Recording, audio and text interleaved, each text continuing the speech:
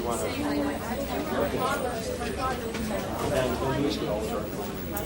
of all, if we could start off with you both introducing yourself and who you are and what you do here at Stranraer.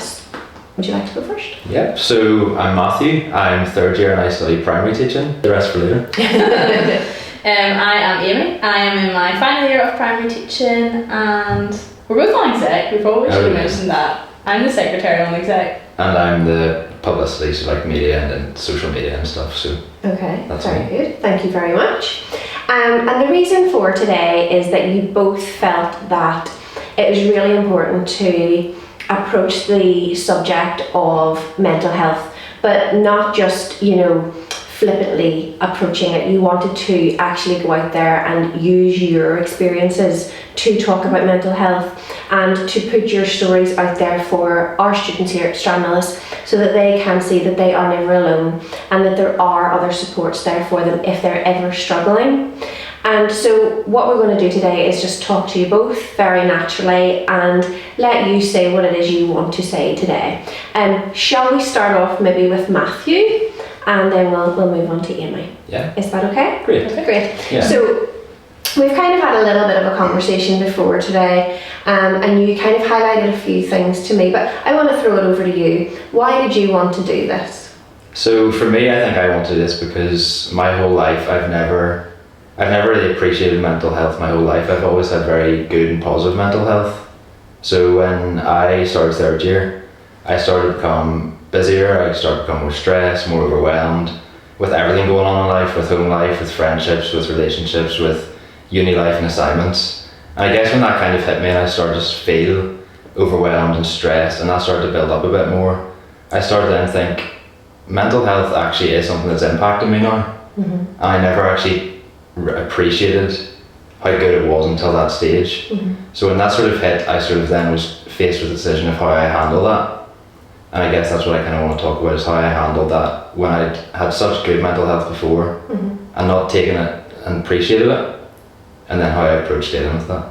Yeah, okay. So for you, your whole life really, you've had good mental health. Mm-hmm. You haven't had to face, I suppose, difficult times. Yeah. And the stresses of life you were able to just handle, no problem. So since third year, which was really only 2 months ago, so actually what you're saying, there's a very fast turnaround for you that you realised that this was something you were experiencing. What have you done since then? So beforehand, when things went wrong, or if I felt stressed about something, I would be quite good at just being able to push it under the carpet Mm-hmm. and just move on very quickly. But I guess as I started to do more, I started to have more things going on in my life that it was sort of harder to push. There's no room under the carpet anymore. And it was starting to build up and you could feel it a lot more. Mm-hmm. So I guess when I started to notice that, I was very aware of the fact that that was starting to happen. So I would be quite self-aware of that happening in my life. So I sort of took it onto my own accord to start talking about it more, to not let it build up to the stage where I couldn't deal with it. Mm-hmm. But I made sure that as soon as I started to realise that I started to talk to other people about it. Mm-hmm. So I would talk to people I'm close with, I would tell people, like, just so you know, like, I'm not feeling fully myself at the minute, like, just so you know, if my mood's a bit low, if I'm not really being myself, because I would be naturally I'm quite a happy and bubbly person. I'm always like, I like to think I'm pretty good crack to be around. So when that sort of started to dip a wee bit, I was like, just so you know, this is why. And by telling people that I was feeling low, that I wasn't feeling fully myself, that opened up to then conversations about why that was, and sort of how we can approach that and how we can handle that within friendships and relationships and stuff. Mm-hmm. And to open up instead of brushing it under the carpet, how did that feel for you? Was it, how did you feel at the thought of going and speaking to your friends about this is how I'm now feeling and I need you to support me on that? Yeah, it wasn't easy. Mm-hmm. It's sort of something that, because I'd taken advantage of the fact that I always had very good mental health, it was something I never actually faced before, was properly opening up to somebody about how I felt. Mm-hmm. So I guess when I sort of realised I was going to have to do that, I actually took a very long time to think about, well, who am I going to talk to first? Mm-hmm. Like, which people in my life do I want to put this on?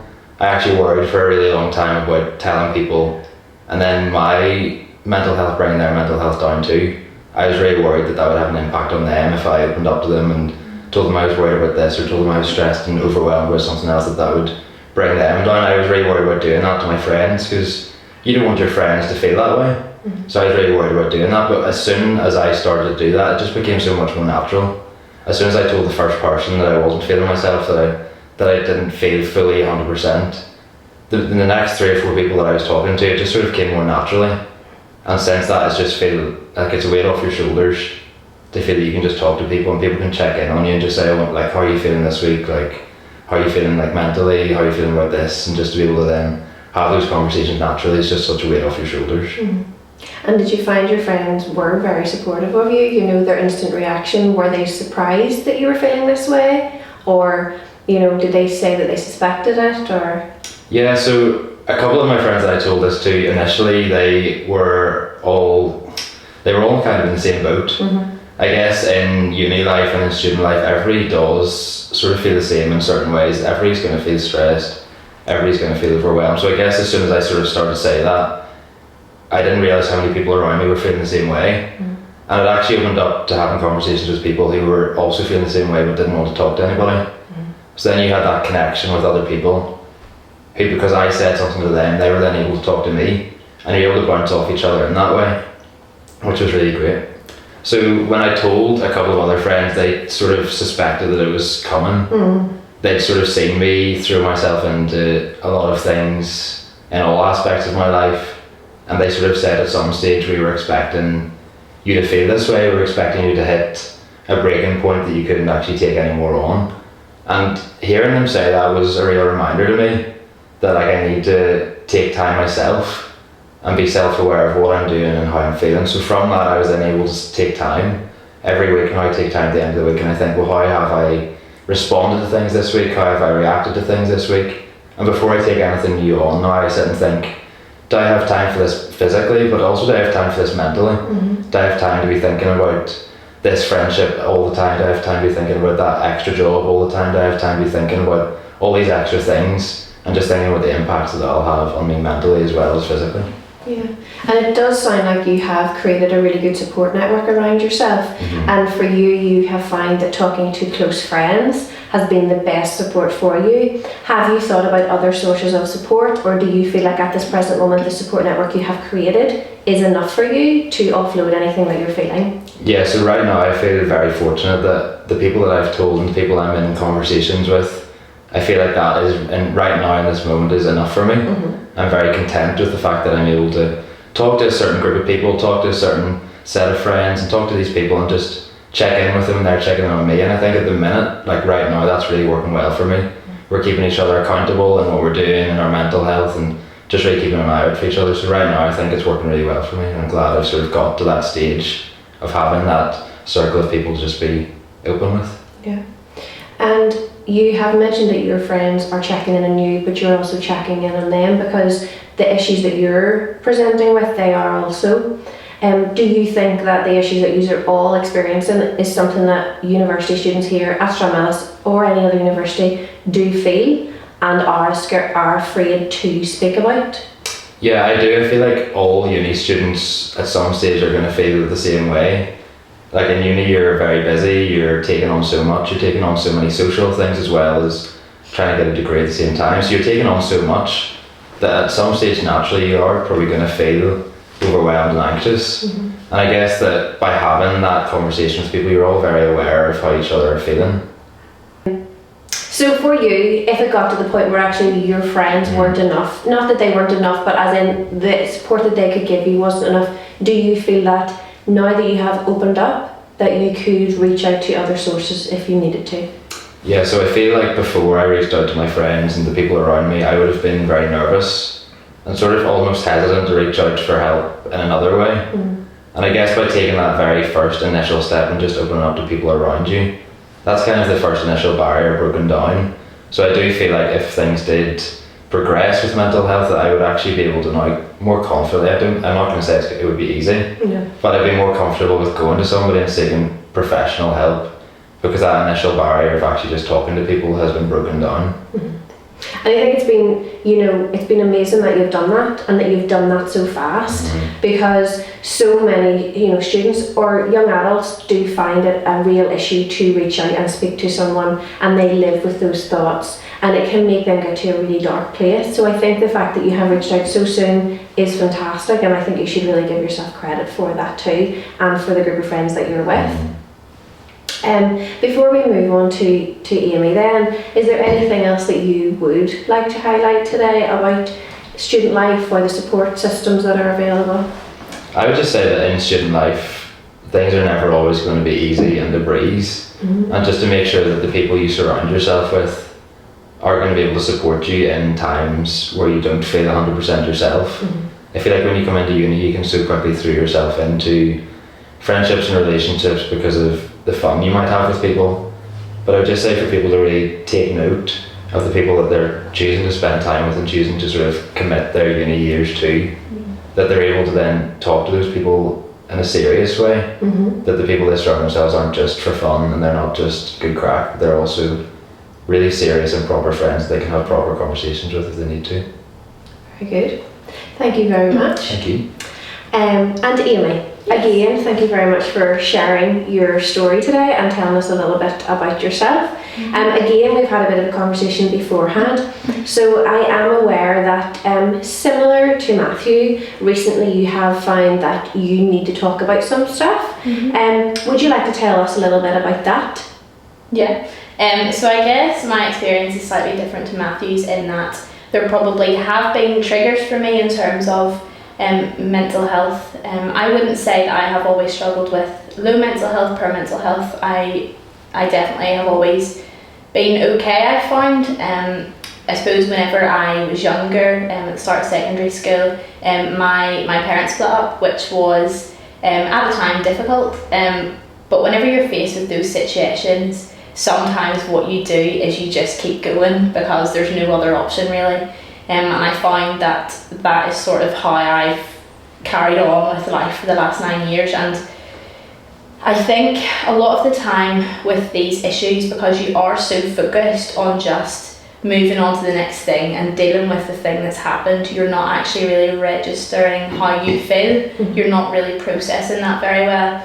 And I think during my years in secondary school, even the start of uni, I am a very sociable person. I'm always involved in so many things. So I think because I was caught up in so much busyness, I didn't really have time to process a lot of what has happened in my life.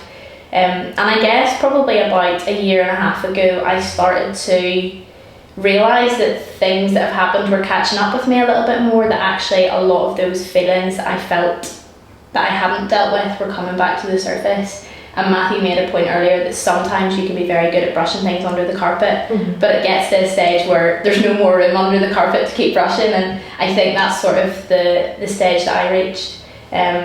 So yeah, I'm very fortunate, the same as Matthew, to have really, really good friends around me. I have a great support network, and if you know me, you'll know I'm a talker. I enjoy chatting, I enjoy talking about things, and that is how I process. And my friends have been so good at being there for me and just listening. Sometimes it's just really, really silly things, but you do just need to chat. So they've listened to me. But I guess in more recent months, I've realised that maybe talking to my friends wasn't enough.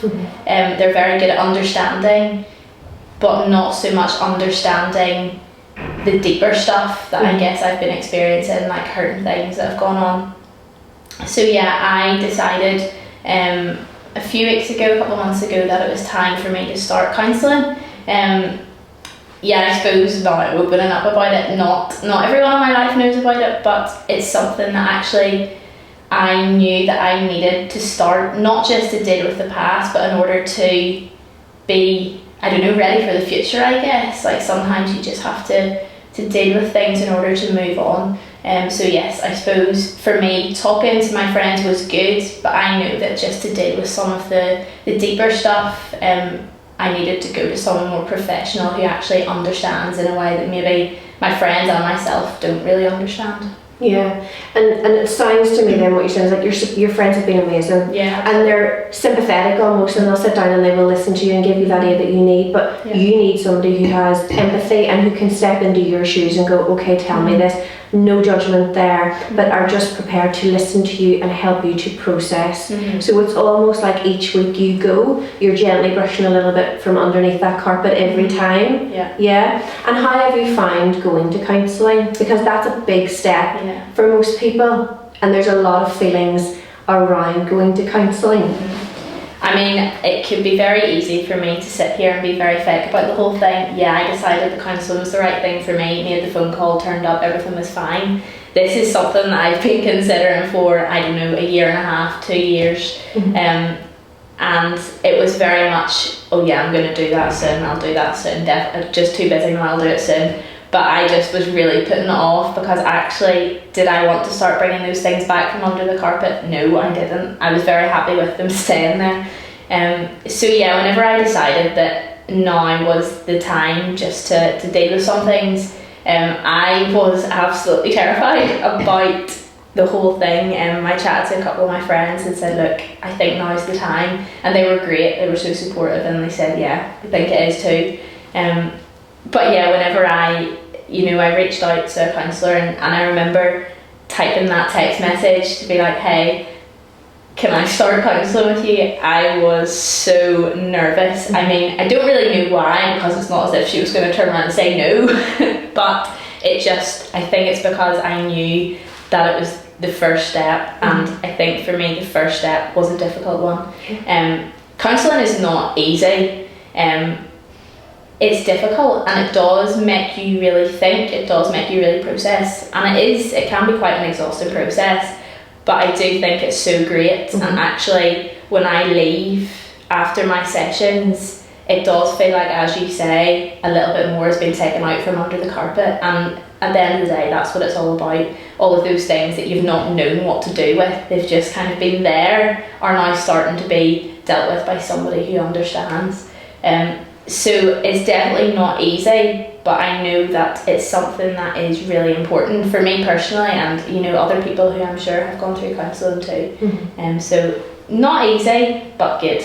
And how many sessions have you had now? I think I've had 6. So that's 6 sessions. 6 1-hour sessions. Yeah. And when you're in that room with that counsellor, you're talking, she's listening. When you leave that room and before you go back the following week, are you doing a lot of processing in between? Yeah, it's a very weird experience. It doesn't sound, the 3 of us are sitting here having a chat and it's fine, but it's very different. It actually is very, very exhausting. It's a very long hour. It's intense, and I think for me it doesn't stop. It's not as if I leave it in her room and leave and get on with my life. Sometimes it does take me a little while to come round. Sometimes I do just need to go and sit by myself and drink a coffee for a while just to bring myself round, because if you're dealing with heavy stuff, it's normal to feel a little bit downbeat for a while. So initially it can be difficult, but afterwards you're glad you did it. At the first sort of hour or two afterwards, probably not the cheeriest you're going to be, but you're like, actually, I went and I did that, and it's like another milestone. I feel every week that you go, it's like, actually, this is another session that I've made myself go to. There have been times where I've nearly cancelled going. I'm not going to lie, I've had to ring my friends, I'm not going. Like, Amy, you are going. But you always are proud of yourself once you do go. And as you said, the biggest step that you will take is picking up the phone or submitting that referral form or that text or whatever it is that you do. And that is a really big step and can take a long time to do. But the minute that you did that, what was your initial feeling straight after? So I think a lot of the time in our lives, whenever we go through things, we can feel a lot of embarrassment, a lot of sort of embarrassment, shame, why is my life like this, and Matthew's life isn't like this, and you can really, really struggle with that. But actually, your life is your life. What happens, sometimes you can't control. That's just the way it is. So I guess sometimes you just have to accept that these things have to be done. So for me, I knew counselling had to be done. I knew it wasn't going to be easy, and actually, as I said, it took me a year to pluck up the courage to actually make the step. I was absolutely by myself when I sent the message. I was so nervous because I'd sent it. I couldn't bring it back. It was gone. She was gonna see it, and that's just the way it was. So I'd say until I got the reply, I was very much, what have I done? Have I made a mistake? But then she replied and said, "Hi Amy, yes, I'd love to meet you." And I was like, oh, actually, maybe this will be okay. So I think it's just the unknown, the uncertainty. You don't know what that's going to look like. And there's so many things in life you don't know what it's going to look like, but actually unless you try, you'll never know. So I guess I'm not going to pretend it was easy. It really wasn't. I still think about the moment I sent the message, my heart was pounding. But when she replied, I was like, actually, I sort of felt a peace about it. I was like, this will be okay. And she cares enough to want to meet me, you know. Yeah. And for anyone who has maybe had counselling before, whether it's been one session or they've maybe sent a text or an email and they didn't get a response back, what would you say to them? Would you say to them, oh, that's it, never try counselling again? Or would you say, try?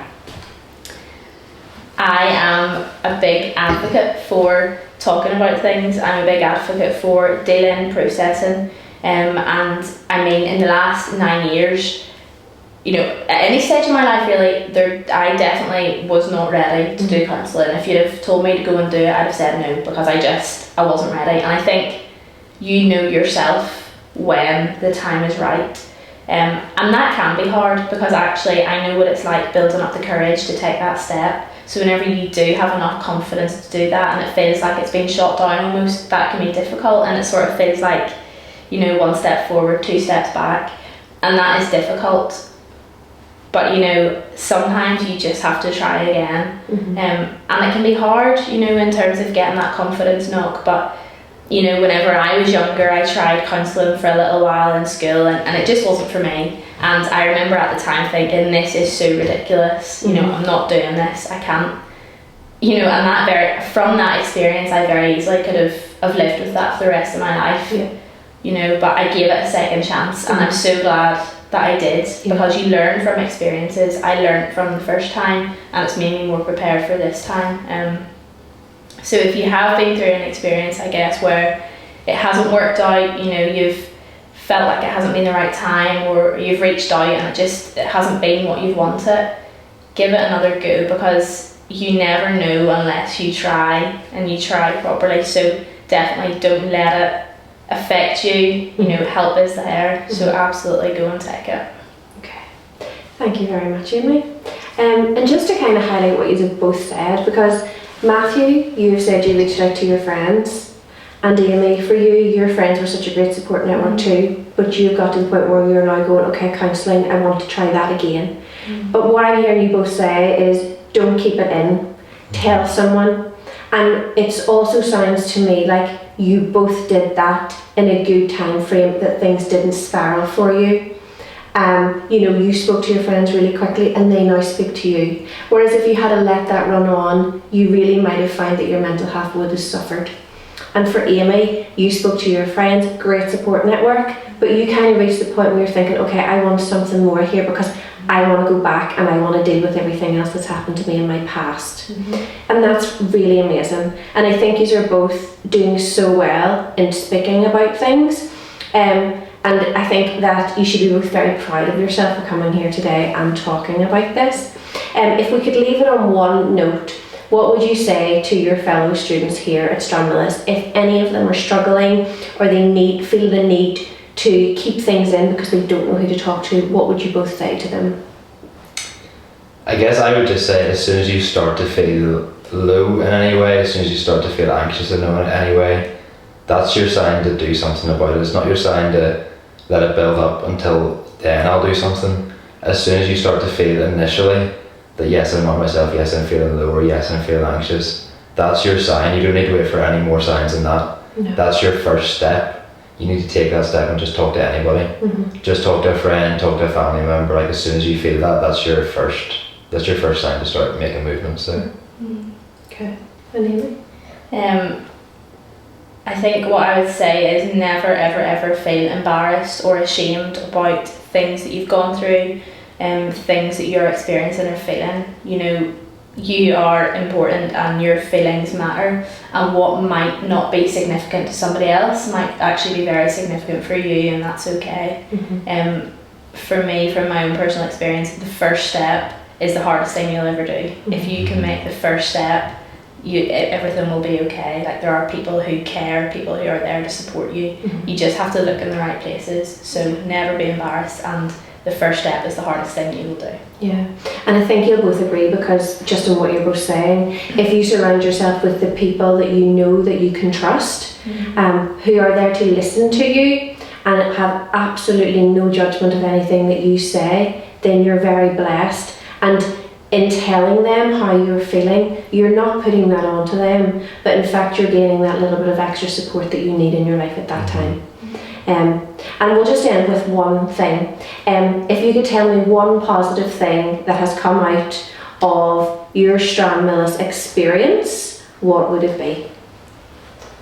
You go first. I need a minute to think about that one. I think genuinely is friends for life. Stranmillis is just such a lovely community, and the friends that I've had now, this is my 4th year being friends with them, it feels like I've always been friends with them, and I know that whenever I leave here in a few months' time, they're not staying on campus, they're not my campus friends, they're my life friends, and I'm just so blessed to know the people that I do and to have great friends for life. Yeah, I guess I'm gonna, without copying that answer, I'm gonna change it slightly. I'm going to say community, which is different to friends. So I'm going to say community, like the community you feel in Stranmillis is incredible. Not only in your friendship groups, but outside of your friendship groups, across all years in Stran, and across staff as well, academic and non-academic staff. You don't realise probably until you actually get to know our staff that they're actually all here for you, like they're all here to help us, and they actually care about every single one of us too. So I guess that sense of community, you wouldn't feel it in any other university. So we're very blessed to be able to feel that here. So yeah, community. Very good. And thank you both very much again for sharing your experiences with us. Thank you.